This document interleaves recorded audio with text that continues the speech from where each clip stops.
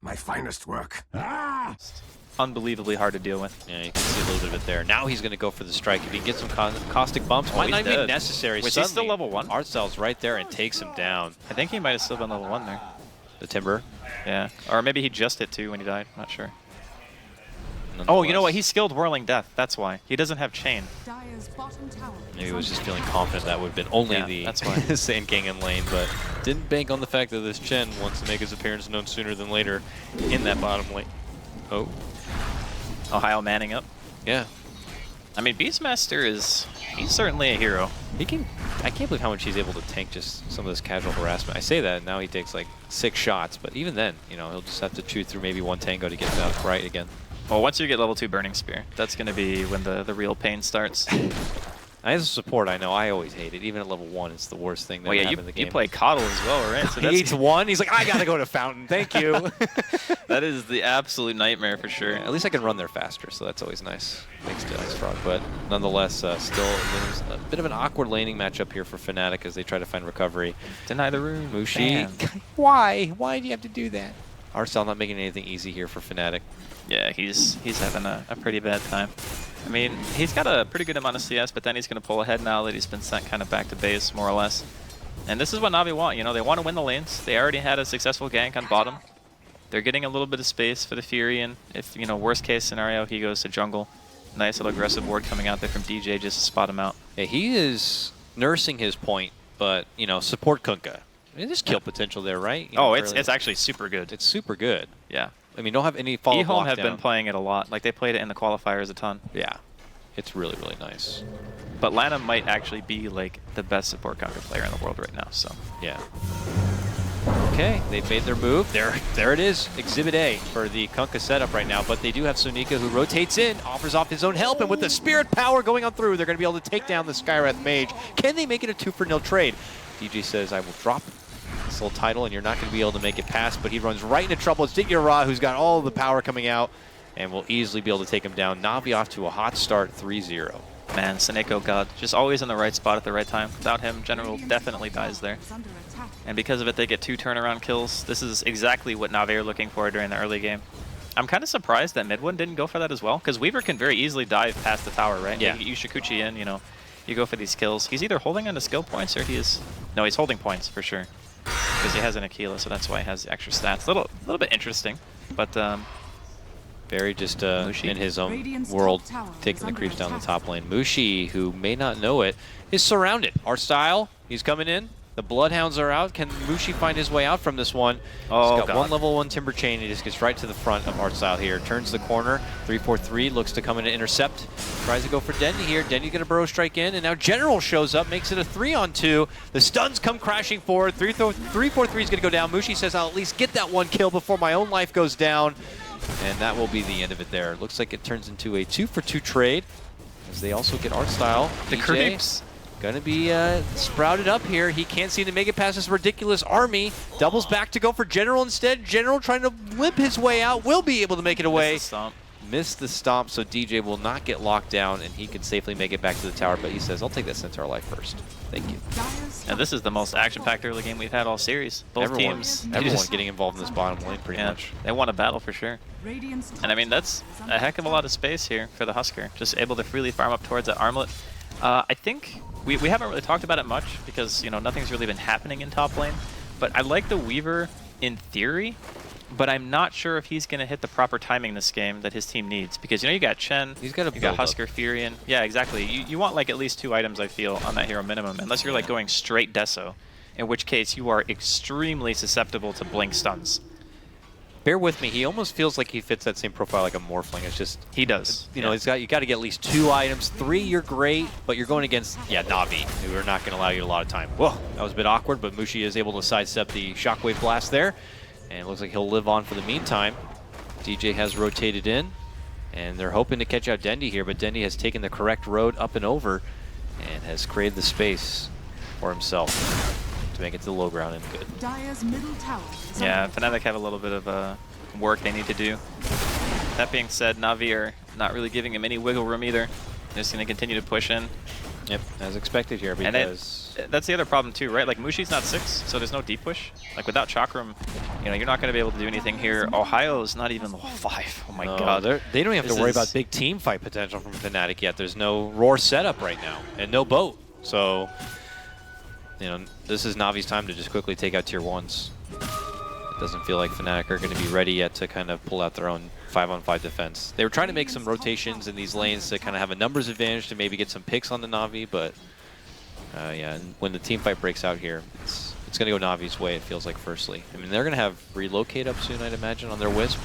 So I'm curious how anxious they are going to be to try to go on the offensive with it, or if Na'Vi feel like, oh, this is our pace and we can just kind of... I mean, they can do that. That's a nice thing about their lineup, is they have a lot of ways they can play. They have a lot of global presence. Okay, at the center, going to be a little bit wasted here. Yeah, and then we get a big target. Artstyle will be going down. Mushi crushes him in, and now they'll get the follow-up. Na'Vi will respond, taking down 3-4-3. Mushi is thinking about kind of moving for Dendy here, bursting down very low. Dendy tried to head to the tower and away from Sonico. He goes down, and now Ditya comes in from that same tower, is able to truck on forward. They will take Mushi down, turns it to now a 3-for-2 triple kill for General, as he's able to kind of clean it up on the back of his Nature's Prophet. Suddenly a wild mid-1 Weaver shows up from the top lane, and he's looking to go for a cleanup on Sonico in the back lines. Can he tether away? Whee! Tries to make it back out. It looks like he might be able to make it away. He is juking and jiving around, and mid-1 says, you know what, forget it. Tries to run away instead, but Sonico hits him with a Spirit Ball, and they get the last right click. Oh, it goes from bad to worse for Fnatic. Oh my god. Okay, so the whole premise of that fight seemed a little bit weird to me, because they're... Okay, when you're playing against Fury and a Wisp, you kind of want to engage onto those two heroes unless you have a good counter initiation for the relocate, which I would say Fnatic don't really, except for the fact that, you know, Mushi does damage. And speaking of damage, goodbye. Mushi dead, thinking he can man up there against Ditya, but he's got plenty of help nearby. Yeah, Fnatic, I wouldn't recommend going on anything but the Furion or the Wisp partner hero, because otherwise you have that scenario right there. Like, they commit heavily to a fight. There's a teleport that comes in from the Furion, the fight gets turned, and then all of a sudden life is hard. So I'm not sure if I agree with that. I can understand them feeling a little bit pressured because they haven't been winning the early game, but on paper you kind of have to assume that Na'Vi are going to win the early game no matter what. And there will reach a stage when that Weaver becomes extremely dangerous. It's just a matter of, you know, the rest of Fnatic buying enough time for that to happen right now, because I don't know, outside of getting, you know, boat buff going on the Kunkka, that there's really that much else to look forward to on their lineup. It's like, okay, yeah, we got Skywrath ulti with Roar, which is a pretty strong combination, but there is Chen heal, there's Overcharge as well with the tether and whatnot, so... There's plenty of ways for Na'Vi to kind of shrug off the wham-bam combo of Fnatic when it does finally come out here, but, you know, when you're looking at this game and this is a, you know, a Na'Vi Huskar game, this is how it should feel. Like, the Huskar's at the top. It's only 9 minutes in, but I feel like it's been going on forever, and he's just been a tirade that's been kind of tough to deal with here. So Na'Vi making good track with the tempo of their game. It looks like they've been spotted out in Ohio here, who's just trying to simply farm his way back into the game. And he's dead now. Epicenter will be committed for it, but that means they don't have to worry about the Roar here when they engage in this top for tier 1. Yeah, he's almost got Blink too. He's only like 600 away. They might get Artstyle though. He's got a lot of creeps with him. Good one needs to avoid all those creeps though. Gets netted down. Can he get bursted? He will. He'll go down trying to catch the Chen here. That was so nicely done, actually. Is Mushi gonna burn? Yep. See ya. Okay. And he picks up that one too. 14-4. It ain't gonna get any easier for Fnatic, as now they've spotted out 3-4-3, but after the burrow, he will be able to TP away. Now things are kind of falling apart here in game number 3, huh? Yeah. Na'Vi have... This time they've gotten a good draft for themselves. They're going with the pacing they like, and so far have not kind of wavered and got too content with where they are. They seem to be just kind of going down the checklist as they should. And maybe some more pressure on the tier 1s for them to kind of pick up the pace a bit, but yeah, it's certainly going their way. The mobility of Navi's draft is just so hard to deal with. Like, whenever you take an engagement and it's not like perfect, you get a kill, you get out, then now you have to worry about relocate, you have to worry about Fury and teleport, you know, Blink Sand King. Everywhere you go on the map for Fnatic is a dangerous spot to be right now. Yeah, even a solo pick could quickly turn to a 3-on-2 because of the double rotation in. That advantage. It's such a big graph. Na'Vi flexing their 10K plus net worth right now. Pretty nice. And they will go right into the pit and make it that much bigger as they claim up the ages on this one. Fnatic are in the neighborhood. They're heading over. I don't know what they think they can do about it, but it's only the two of them here. They're going for a fancy Age of Steel. There's no way. Oh, it's done, and we're smoked. Well, we better get out of here. Time to bail, boys. They don't know where to go. Half of them are heading north, another half heading south. Still behind NaVi. DJ's been spotted, so NaVi think they can make a move for that. And then they also spot out the 3-4-3 Sky with Mage. They'll quickly take care of him. DJ's got to frantically dish out the boat, but then he'll get pounced on. Oh, it's Fnatic, unfortunately, just getting spotted out right after the conclusion of this Roche, and NaVi just kind of clearing them out here. They got one. They did get one. The Beastmaster, who had headed south, got his own kill. Yeah, I think you actually kind of hit the nail on the head with one of the biggest issues of Fnatic's lineup is the Weaver timing. It's just not working. Like, they need something that can fight a lot sooner, or mid one just needs to be a lot more proactive about how he's playing it. Because Weaver's mobility can still be abused during the early game when there's only one stun, right? So you throw the Swarm out, you Chikuchi in, you deal some damage. I don't know how often they've picked Weaver recently. I don't know if it's something that they allude to very often, but I think that the hero can still be played in a much more aggressive fashion, and given the pacing of the game, that NaVi... I mean, he's dead now, yeah. But given the pacing, I still feel like he should be a little bit more active than he is. Like, too much time spent like split pushing and whatnot.